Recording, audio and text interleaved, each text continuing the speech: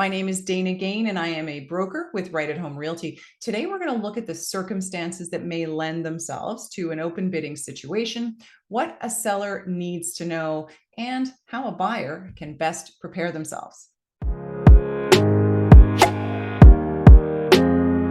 Okay, let's look at a scenario. The most likely scenario for open bidding to occur is actually in a bidding war. That is, two or more buyers competing for the same home. Competition usually develops because of a lower than market listing price, to be clear.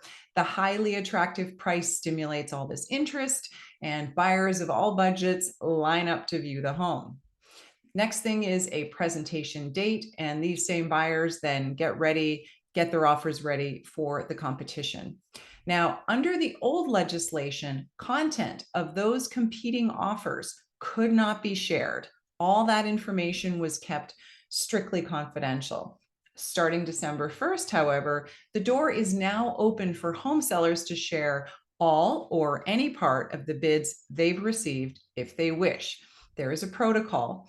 But the bottom line is the method here is designed to create more transparency. Buyers might be made aware of the highest price on the table, for example, and then they could make a more informed decision about whether they wanted to increase their bid. Okay, so what information can sellers actually share? Sellers can reveal select terms and not others. It need not be full disclosure, but it could be. Sellers can also share nothing at all. They're not under any obligation to share information about competing offers. It will really depend on the seller's individual circumstances and what strategy is expected to work best for them in that situation. One seller might opt to share offer amounts, while another might decide to share only conditions of the competing bids. Perhaps a seller wants to share closing dates in the hopes of obtaining an earlier closing and finalizing the transaction more quickly. A seller's goal in the open bidding process is the same as it was before, to negotiate the best possible terms of sale. If a seller decides to reveal information, their agent must then share that material with every buyer who is making an offer. If a bid has not arrived yet but is expected, the information will not be disclosed to that person until it arrives. If a verbal submission is received, in other words, they've given you a verbal offer, the buyer will be asked to put that on paper before the competing bid information is shared. Okay, so there's a few caveats here you should be aware of. First of all, a seller has the right to change their mind as long as it's in writing. So let's say you're selling your house. You decide in the beginning, before offer day, you don't really agree with the idea of sharing that information among the buyers. But maybe then you decide later on, like for example, on offer day, and you have the offers in front of you, and you decide, actually, I would like to share the information. It's in my best interest to do so. That's perfectly fine. Number two, no personal information about the buyer submitting the offer will ever be shared. So anything that can be used to identify the buyer submitting that offer, like their name or their address or any other piece of information, that is kept strictly confidential. And number three, a seller is under no obligation to provide advance notice of which direction they plan to go, whether they plan to share or not. There's no obligation there. They don't need to tell you what's going to happen. This means that buyers, so if you're a buyer, listen up, buyers will need to be ready for anything.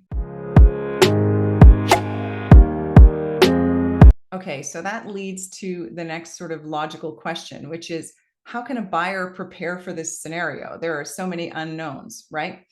Because a seller can change their mind at any time, it's best to assume that your offer information will be shared regardless of current instructions. So first of all, I recommend that you consider your budget limits before offer day happens. This way you have time to sort of rationally consider your budget and other important terms of that offer beforehand, like Do you have flexibility in your closing date? Do you have flexibility in your conditions, either what they are or how long you've asked for? These are things that you want to be thinking about in advance, and it will help you stay true to your plan when offer day comes and all of the stress kind of hits you.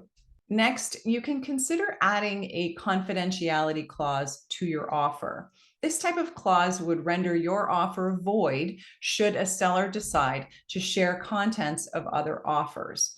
Now, this would not necessarily prevent a seller from sharing the contents of your bid with others, but the expected consequences of that seller doing so, which is essentially losing you as a buyer, might be an effective deterrent. Might not, it might be.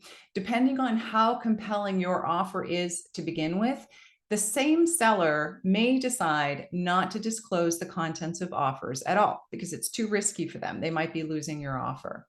And finally, make sure you're getting professional advice. Your realtor knows the ropes. They are critical to your success. They can guide you on comparable prices of homes in the neighborhood and educate you on different strategies that you can use to negotiate the best deal. There are so many scenarios possible with open bidding. If you've not yet decided who you want to be working with, of course, get in touch with us today. Thanks again for watching.